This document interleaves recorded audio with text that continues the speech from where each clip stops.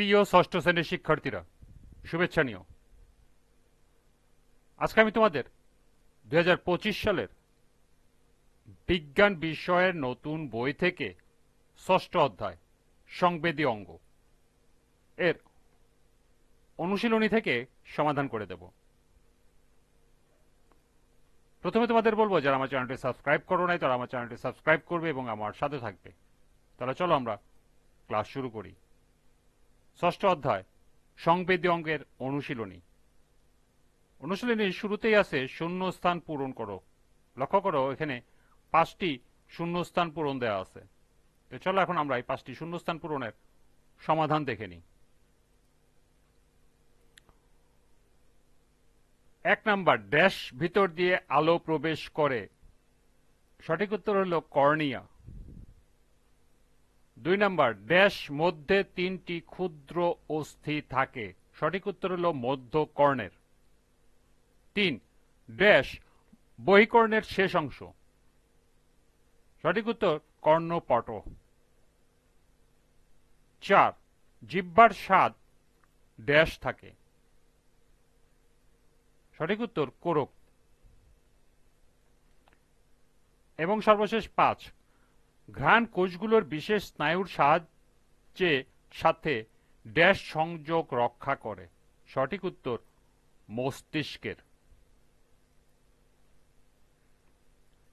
এরপর বহু নির্বাচনী প্রশ্ন। লক্ষ্য করো পাঠ্য বইতে 4টি বহু নির্বাচনী প্রশ্ন দেয়া আছে। প্রথমে এই 4টি বহু নির্বাচনী প্রশ্নের সমাধান করব এবং এরপর আরো সম্ভাব্য কিছু বহু নির্বাচনী প্রশ্ন দেখব এবং সমাধান করব।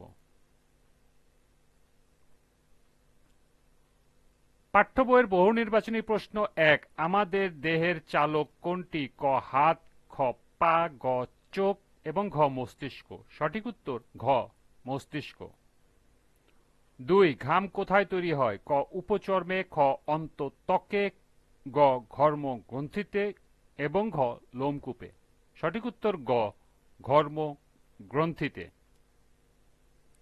নিচের অংশটুকু পড়ো এবং 3 ও 4 নং প্রশ্নের উত্তর দাও। 12 বছর বয়সী একজন ছেলে রতন অনিয়মিতভাবে গোসল করে, এমনকি গোসলের পর নির্দিষ্ট তোয়ালে ব্যবহার করে না। সম্প্রতি তার মাথায় খুশকির মাত্রা খুব বেড়েছে। এছাড়া তার গায়ে খোসপাসরা হওয়ায় সে ফেরিওয়ালার কাছ থেকে মলম কিনে লাগায়।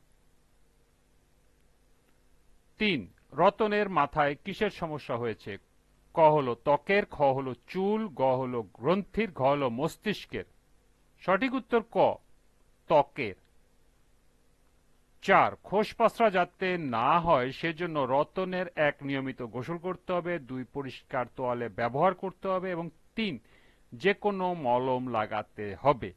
নিচের কোনটি সঠিক? ক 1 ও 2, খ 1 ও 3, গ 2 ও 3, ঘ 1, 2 ও 3। সঠিক উত্তর ক 1 ও 2। এই ছিল পাঠ্য বইয়ের 4টি বহু নির্বাচনী প্রশ্ন এবং এর সমাধান। এবার সম্ভাব্য কিছু বহু নির্বাচনী প্রশ্ন। 5, নিচের কোনটি শামুকের মতো পেঁচানো নালিকা? ক অন্তকর্ণ, খ স্যাকুলাস, গ মধ্যকর্ণ, ঘ পিনা। সঠিক উত্তর খ স্যাকুলাস। 6, কক্লিয়া কোথায় থাকে?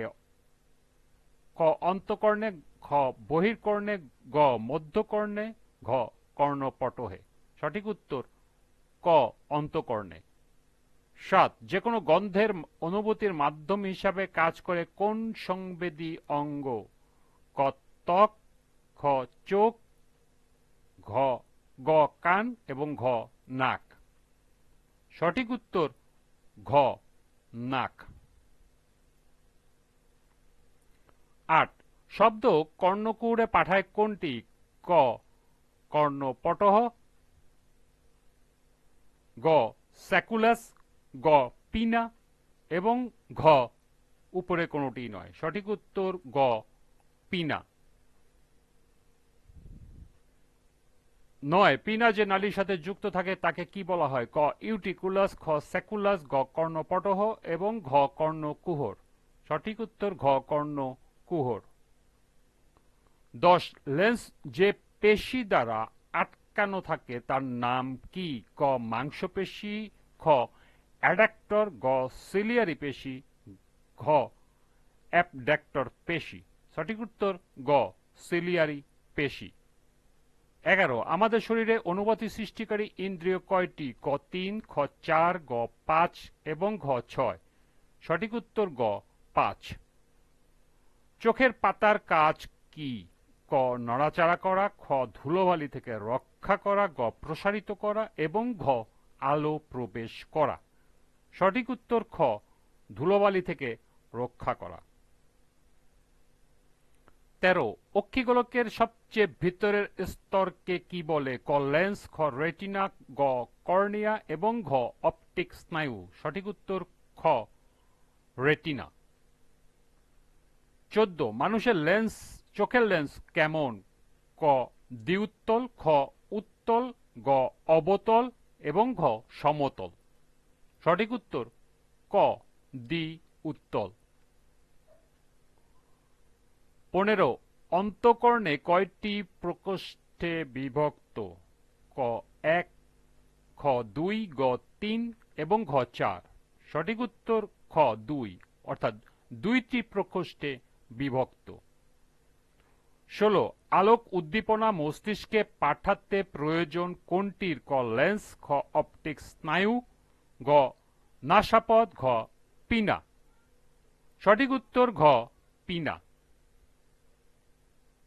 17, অন্তঃকর্ণে কোথায় অবস্থিত? ক ক্যাপিলারি টিউবের মধ্যে, খ অ্যাকুয়াস হিউমারের মধ্যে, গ অপটিক স্নায়ুর মধ্যে, ঘ অডিটরি ক্যাপসুল অস্থির মধ্যে। সঠিক উত্তর ঘ অডিটরি ক্যাপসুল অস্থির মধ্যে। 18, জিহ্বার মাঝখানে স্বাদ পাওয়া যায় না কেন? ক মাঝ অংশ চ্যাপ্টা বলে, খ স্বাদ কোরক না থাকায়, গ সাদা ভাব থাকে বলে, ঘ লালচে ভাব থাকে বলে। সঠিক উত্তর খ স্বাদ কোরক না থাকায়। 19, আমাদের দেহ কি দিয়ে ঢাকা থাকে? ক লোম, খ টিস্যু, গ কোষ, ঘ ত্বক। সঠিক উত্তর ঘ ত্বক। এবং সর্বশেষ 20, দেহে লোমকূপ কোথায় থাকে? ক হাতের তালুতে, খ পায়ের তালুতে, গ উপচর্মে, ঘ অন্তঃচর্মে। সঠিক উত্তর হলো গ উপচর্মে। এই ছিল পাঠ্য বইয়ের 4টি সহ সর্বমোট 20টি সম্ভাব্য বহু নির্বাচনী প্রশ্ন এবং এর সমাধান। আজকের ক্লাসটি এ পর্যন্তই। পরবর্তী ক্লাসে সংক্ষিপ্ত উত্তর প্রশ্নের সমাধান করে দেব। সবাইকে আবারও বলছি, যারা আমার চ্যানেলটি সাবস্ক্রাইব করো নাই তারা আমার চ্যানেলটি সাবস্ক্রাইব করবে এবং আমার সাথে থাকবে। সবাইকে পরবর্তী ক্লাস দেখার আমন্ত্রণ জানিয়ে আজকের মতো আমি এখানেই বিদায় নিচ্ছি। আল্লাহ হাফেজ।